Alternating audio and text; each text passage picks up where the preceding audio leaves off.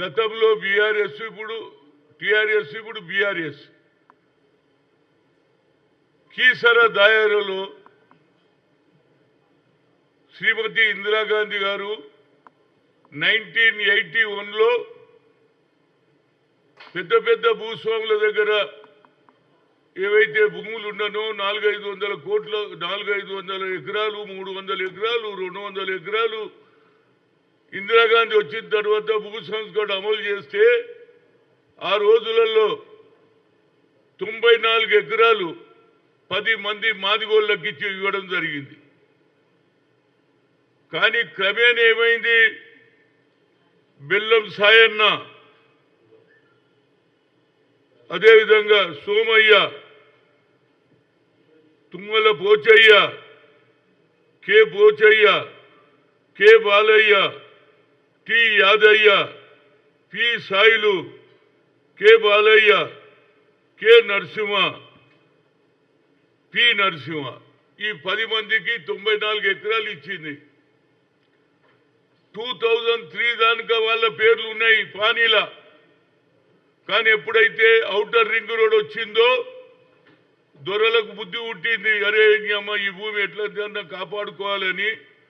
అందులో పోచయ్య అనేట ఆయన 1985లో చనిపోయాడు. అదేవిధంగా పి నర్సయ్య 25/8/1988లో చనిపోయాడు. ఈ ఆసరా తీసుకున్నాడు. ఎప్పుడైతే ఔటర్ రింగ్ రోడ్ వస్తుందో ఔటర్ రింగ్ రోడ్కు 1 కిలోమీటర్లనే ఈ భూమి ఉన్నది. ఆ రోజులలో నీళ్లు లేవు, వ్యవసాయం చేసే ఛాన్స్ లేదు, డబ్బులు లేవు అని పడవడ్డా వాళ్ళు ఏదో గడ్డికో బిడ్డికో ఆవులకో మేకలకో పోసుకునేటట్టుంటే రాగి కృష్ణారెడ్డి గారు, వాళ్ళ అన్న పేరు ఏంది రాగి దేవేందర్ రెడ్డి, ఆయన ఇలిట పోయిండు. ఎక్కడికి? వరంగల్లా. ఆయన కూడా ఎప్పుడు చనిపోయిండు? 1994లో చనిపోయిండు. కానీ ఈయన 1997లో హైకోర్టుకు పోయి వీళ్ళందరూ చచ్చిపోయిన వాళ్ళకి ఫోర్జరీ సంతకం చేయడం, మిగతా వాళ్ళు నిలబెట్టి పోచయ్య బాలయ్య పేర్లు పెట్టి నిలబెట్టేసి ఆ భూమి హైకోర్టులో ఆర్డర్ తెచ్చుకొని 1997లో ఆర్డర్ తెచ్చుకొని 2003 దానిక వీళ్ళ పేర్లే ఉన్నాయి. ఆ తర్వాత రెవెన్యూ డిపార్ట్మెంట్ ఏ విధంగా పనిచేసిందో చూడు. ఆనాడు ఉన్నటువంటి హనుమంతరెడ్డి ఎంఆర్ఓలు ఇమీడియట్గా పేర్లు మార్చేసుకున్నాడు. ఎవడే కానీ కొడుకుల పేర్లు రాస్తాడు, కానీ కొడుకులు రాగి కృష్ణారెడ్డి ఆయన భార్య తన పేరు చేసుకొని తర్వాత ఏం చేసిండు? రాజీ శ్రీధర్ రెడ్డి అనితారెడ్డి పేరు రాశాడు. అదేవిధంగా రాగి శ్రీధర్ రెడ్డి రాజీ లింగారెడ్డి ఆయన పేరు అనసూయ, వాళ్ళిద్దరు ఆడోళ్ళ పేర్లు చేసుకున్నాడు. నాకు ఈ సంగతి తెలిసి 8 సార్లు పోయినా కీసరకు జాయింట్ కలెక్టర్ గారిని కలిసిన ఆయన అంటాడు, నేను నా చేతులు ఏం లేదు సార్, ఇది కోర్టుకు పోయింది అన్నాడు. మరి మీరేం చేస్తున్నారు? 1993 దాకా ఉన్నటువంటి పానీల పేర్లు ఏ విధంగా రెవెన్యూ చేసిందో అది నా చేతులు ఏం లేదు సార్, కోర్టులో పోతుందని. కోర్టులో కేసు నడిచేటప్పుడు హెచ్ఎండిఏ వాళ్ళు పర్మిషన్ కూడా ఇచ్చిర్రా బాబు. వాహ్, ఏం హెచ్ఎండిఏనయ్యా నాకు అర్థం కాదు. కోర్టులో కేసు ఉంటే ఎట్లా ఇచ్చిర్రు? ఎందుకంటే రెవెన్యూ వాళ్ళని మేనేజ్ చేసుకొని డబ్బులు ఇచ్చి కోడట్ల పేరు చేసుకున్నాడు. ఈ మాట ఎవరు చెప్పిండ్రు? రాహుల్ గాంధీ ఖమ్మంలో బహిరంగ సభలో చెప్పాడు. ఏమని? ఇందిరాగాంధీ ఇచ్చినటువంటి భూములు కూడా తీసేసుకున్నారు అన్నారు. ఇది ఇంతకంటే క్లియర్ కేసు ఏం కావాలి? ఇవాళ నేను చూసిన మా శ్రీనివాసరెడ్డి గారు రెవెన్యూ మినిస్టర్ మొదటి రోజే ఆయన ప్రభుత్వంలో వచ్చిన తల్లారే ఇంత పెద్ద బుక్ ఇచ్చిన ఆయనకి ఇచ్చిన, రేవంత్ రెడ్డి గారికి ఇచ్చిన. ఆ తర్వాత ఇది జరిగినాక హెచ్ఎండిఏ ఆఫీస్కు నేను కోదండ్ రెడ్డి శ్రీనివాస్ అనే వాళ్ళ మన్మోడు మేము పోయినాము. పోతే కాయిదాలే అయ్యారు మాకు. ఏం గవర్నమెంట్ ఇది నాకు అర్థం కాదు. మరి ఇచ్చిన గవర్నమెంట్ ఎవరు చేసిండు? ఇది కమిషనర్ ఇవ్వాలి పర్మిషన్, కానీ సెక్రటరీతో తీసుకున్నాడు. ఆర్డర్ ఏమున్నదంటే commissioner should give HMDA permission. దానికి కూడా సెక్రటరీ ఇచ్చేసి ఇవాళ మొదలు 6 ఎకరాలు ఇప్పుడు 30 ఎకరాలు ఇచ్చేసిండ్రు. ఒక్కొక్క విల్లా 3 కోట్లకు అమ్ముతున్నారు. ఆ కుటుంబ సభ్యులు 120 మంది రోడ్ల మీద తిరుగుతున్నారు. తిండికి లేదు. ఎన్నిసార్లు భూమి మీదకి పోతే పోలీసు వాళ్ళు అరెస్ట్ చేస్తారు. నేనేమంటున్నా అంటే ఈ ప్రభుత్వం వచ్చిన వెంటనే అందరు నాయకులు పాదయాత్రలో చెప్పారు ఎవరి భూమి వారికే అంటారు. మరి ఎవరి భూమి ఉన్నది? ఇది ఇందిరాగాంధీ ఇచ్చిన భూమి తీసుకున్నారా లేదా? మరి ఆ భూమి రేపు ఇల్లు కట్టేసినాక ఇల్లు ఎవడు కూలగొడతాడో అని నేను అడుగుతున్నా. శ్రీనివాసరెడ్డి గారు 10 రోజుల లోపల సెటిల్ చేస్తా అంటున్నాడు. ఇది మొదలు సెటిల్ చేయాలి. ఆ పేద కుటుంబం ఏం కావాలంటున్నా బిచ్చం అడుక్కుంటున్నారు. ఏది చెట్ల కింద పడుకుంటున్నారు, ఆర్టీసీ బస్ కింద పడుకుంటున్నారు, ఫుట్పాత్ల మీద పడుకుంటున్నారు. ఇంతకంటే అన్యాయం ఏం కావాలరా బాబు? నేను ఒక బడుగు బలైన వర్గాల నాయకుడుగా ఎక్కడ అన్యాయం జరుగుతా అక్కడ పోతా. 8 సార్లు పోయినా ఇంతవరకు రాలే. మా ప్రభుత్వం వచ్చిన వద్ద పాదయాత్రలు అందరూ చెప్పారు ఎవరి భూమి వారికే, ఎవరి భూమి వారికే. మరి ఇంతకంటే నిదర్శనం ఏం కావాలరా బాబు? ఇది చాలా సీరియస్. ఇది 500 కోట్ల స్కామ్. దీన్ని ఇమీడియట్ గా ఆ పేద ప్రజలకు న్యాయం జరగాలి. ఆ కుటుంబ సభ్యులు అందులో అన్న చనిపోతే ఎప్పుడు చనిపోయాడు వాళ్ళ అన్న 1994లో 97లో నువ్వు రావా కూర్చో సీను కూర్చో. నేను అనేది ఏంటంటే అన్న సంతకం కూడా ఫోర్జరీ చేసిండు అంటున్నా. అన్న ఎప్పుడు చచ్చిపోయిండు? 1994లో చనిపోతే 97లో దొంగ సంతకం పెట్టిండు. కేవలం రైతుల సంతకాలే కాదు అన్న సంతకం కూడా చేసిండు. అన్నకు పిల్లలు లేరు, దేవేందర్ రెడ్డి గారికి పిల్లలు లేరు. ఆయన ఈటం పోయిండు వరంగల్కు. ఆ భూమి కూడా ఈయన తీసుకున్నాడు. కోడన్ల పేరు చేసుకోండి. ఇంతకంటే పెద్ద స్కామ్ ఏంది అయ్యా బాబు? రోజు డిస్కషన్ అన్నారు. ఇప్పుడు లాస్ట్లో నాను ఆయన పేపర్లో చదివిన కోదన్ రెడ్డి కూడా వచ్చిండు నా ఎంబడి హెచ్ఎండిఏ ఆఫీస్కు. నేను పోయినా సీను పోయినా కాగితాలు ఎన్ని రోజులు అడిగిండ్రు? ఇచ్చిండ్రా? ఒక్క కాగితం కూడా ఇయ్యారు. ఇంతకంటే ఏమిటంటే మన ప్రభుత్వం వచ్చింది. మనం బహిరంగ సభలో చెప్పినాం, పాదయాత్రలో కూడా చెప్పినాం ఎవరి భూమి వారికి. మేము రాగానే భూములు ఇప్పించేస్తామన్నారు. మరి ఈ సంగతి తెలుస్తారా లేదా? సాక్షాత్తు రాహుల్ గాంధీ చెప్పిండు ఇందిరాగాంధీ దియేసో జమీన్ भी वापस ले लिए. మళ్ళా దొరల పాలన వచ్చిందని అంటున్నా. మళ్ళా బడుగు బలైన వర్గాల పాలన రావాలంటే మొదలు కీసర దాయర్ది లెక్క చేయాలి. నేను అడుగుతున్నా ఆయన దగ్గరికి పోయినా నవీన్ మిట్టల్ దగ్గరికి. ఆయన ఎంతసేపటికి నేను ఆఖరి కోపం ఏమయ్యా 1981లో ఇందిరాగాంధీ ఇచ్చిందా లేదా?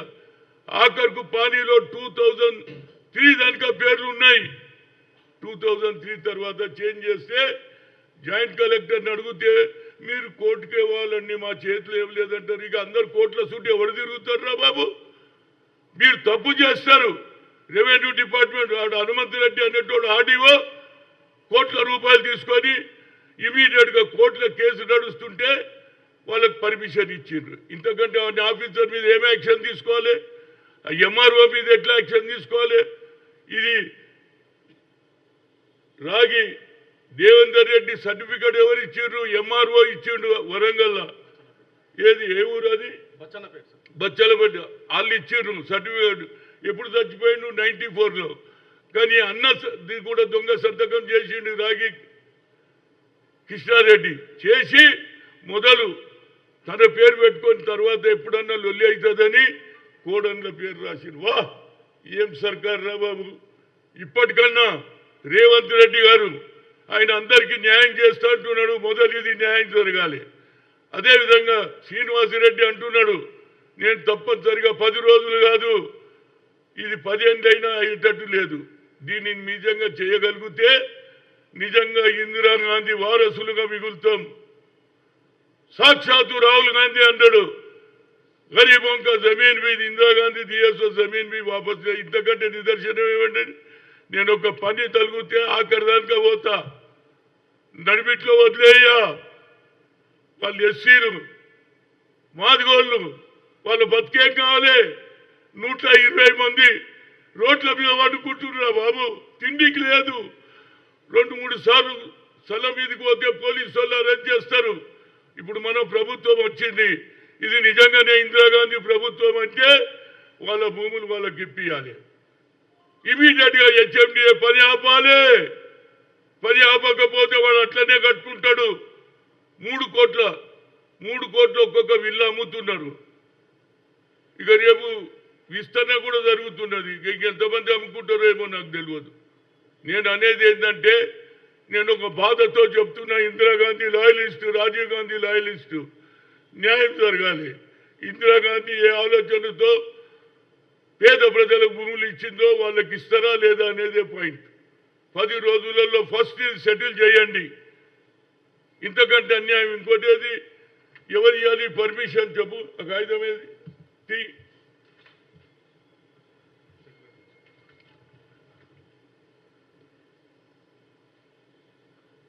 Proceedings the secretary HMDA.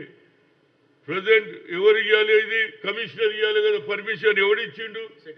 Secretary ఇచ్చిండు. ఇంతకంటే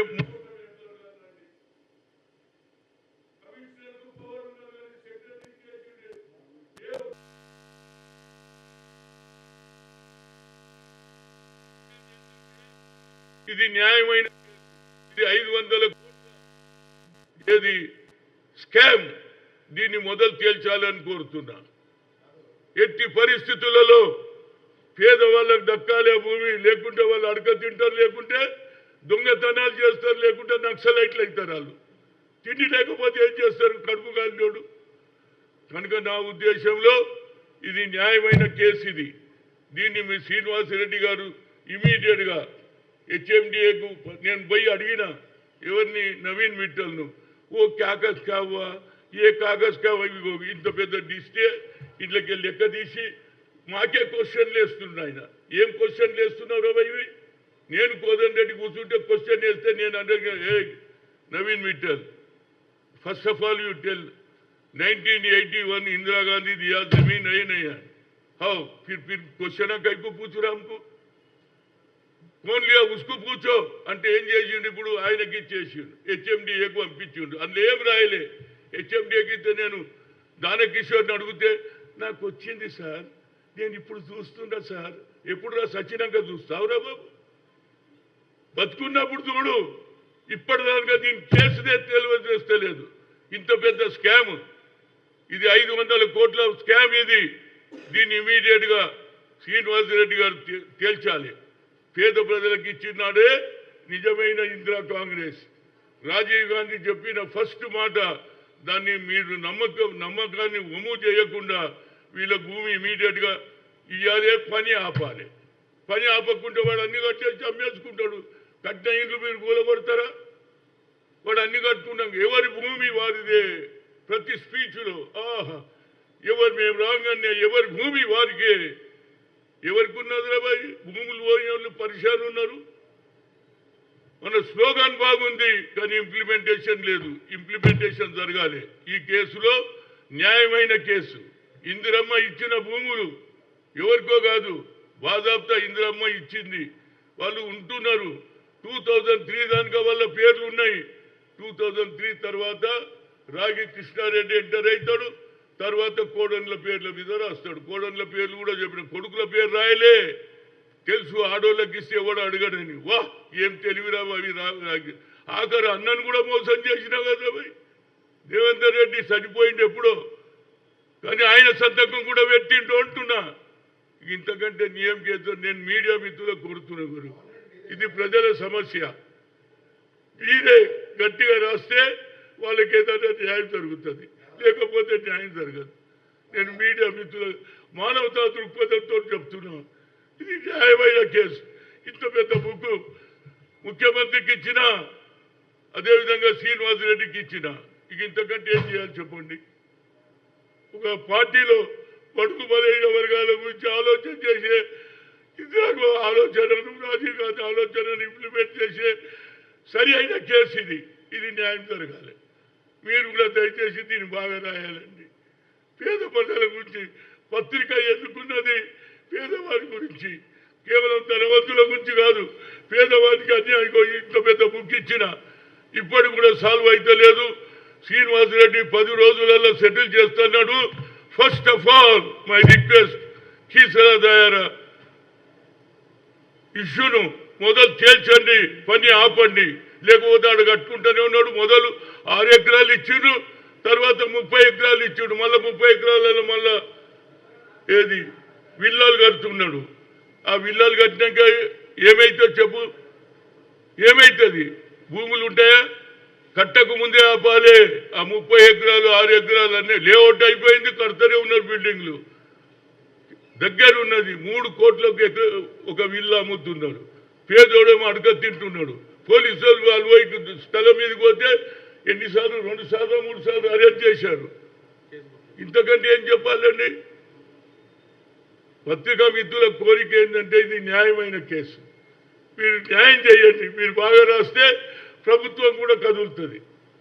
ఎందుకంటే నేను ఒక బీసీ అయినా ఎస్సీ ఎస్టీలకు మైనార్టీలకు ఎక్కడ అన్యాయం జరిగినా, అదేవిధంగా హాజీపూర్లో 3 అమ్మాయిల మీద రేప్ కేసు అయింది, మర్డర్ చేసిండ్రు. కానీ 8 సార్లు పోయి అది శిక్ష ఇస్తే ఇప్పటి కూడా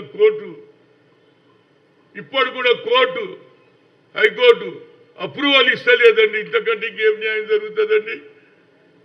ఎప్పటికి మళ్ళీ పేషీకి వస్తుండే. ఎన్ని పేషీలు అయినా ఇప్పటిదాకా 20 సంవత్సరాలు 20 years తిరుగుతూనే ఉన్నారు కోర్టుల చుట్టూ. ఏమండి 2003 నుంచి కోట్ల చుట్టూ తిరుగుతుంటే పేదోడు ఏడికెళ్ళి చేస్తారు బయట డబ్బులు ఉండాలి కదా. పెళ్ళాల పుస్తకాలు కూడా అమ్ముకోవాలరా భయ మేము. పేదోళ్ళకు ఒక లాయర్ పెట్టాలి. ఇటువంటి కేసులో ఒక్క పైసా తీసుకోకుండా గవర్నమెంట్ కట్టాలి. అప్పుడే పేద ప్రజలు ముందుకు వస్తారు. లేకపోతే పోతే ఓనీడబై అని ఊకుంటారు. వాళ్ళు అడగ తింటుంటారు. కోటీశ్వరుడు అవుతున్నాడు. కనుక దయచేసి ఇది న్యాయమైన కేసు. ఇది క్లియర్ ప్రూఫ్ ఉన్నది నా దగ్గర. ఈ బుక్కే ఇచ్చిన, ముఖ్యమంత్రికి ఇచ్చిన, శ్రీనివాసరెడ్డికి ఇచ్చిన, అదేవిధంగా హెచ్ఎండి ఆఫీస్కు నేను కోదండ రెడ్డి పోతే కూడా వాళ్ళు కాయిదాలు ఇస్తలేరు. ఎవరు చేస్తున్నాడు ఈ మోసం? కేసీఆర్ తనకు తానే గొప్ప అనుకున్నాడు. ఇదారమై నువ్వు చేసిన సర్కార్ 10 ఏళ్లలో ఇందిరాగాంధీ ఇచ్చిన భూములు కూడా అమ్మేసుకుంటుంటే నువ్వు నీ రెవెన్యూ డిపార్ట్మెంట్ ఏం చేస్తుంది? రెవెన్యూ డిపార్ట్మెంట్ పూర్తిగా ఏది కింది దాన్ని న్యాయం చేయకపోతే ఇట్లనే రెవెన్యూ డిపార్ట్మెంట్ తింటుంటారు. సర్వే నంబర్లు చేంజ్ చేస్తారు. వేరే దగ్గర సర్వే దాంట్లో కాలంలో రాసేస్తారు. ఏం కాలం అంటారు దాన్ని? దాంట్లో పెట్టేస్తారు. అయిపోయి సర్వే నెంబర్ చేంజ్ అయ్యి ఇక్కడ తిరుగుతుండాలి కోర్టుల చుట్టి. ఇక జడ్జిల దగ్గర పోతే నేను అనొద్దు. వాళ్ళు ఎప్పుడైనా మార్పు, రేపు, ఎల్లుండి, అవతల ఎల్లుండి ఇక పుస్తకాలు పంపుకోవాలి. దయచేసి ఈ కేసు న్యాయమైన కేసు. ఇగో ఈయన కూడా మాదిగా లీడరే రమేష్. ఈయన కూడా వాళ్ళ మన్మడు న్యాయంగా తిరుగుతుండే. ఎన్నిసార్లు పోయినా రాబాయ్ కోర్టుకు? 20 years 20 ఏళ్ళ నుంచి తిరుగుతుండే. ఎడికెళ్ళి తిరుగుతాడు రాబాయ్ చెప్పు. ఇది ప్రభుత్వమేనా? ఇవాళ మన ప్రభుత్వం మీద నమ్మికున్నది. ఎందుకంటే రేవంత్ రెడ్డి ఏదో న్యాయం చేస్తాడని 6 డిక్లరేషన్ నమ్మి ఓట్లేసిండ్రు. కనుక ఇది ఇందిరాగాంధీ భూమి. రాహుల్ గాంధీ చెప్పాడు కాబట్టి ఇది న్యాయం జరగాల్సిందే. న్యాయం జరగకపోతే నేను అక్కడనే కూర్చుంటా. ఒక వారం 10 రోజుల లోపలిది నిర్ణయం చేయకపోతే అదే ఊర్లో కీసర దాయలనే ఆమరణ నిరాదీక్ష చేస్తా. ఇంతకంటే చెప్పేది ఏం లేదు. Thank you.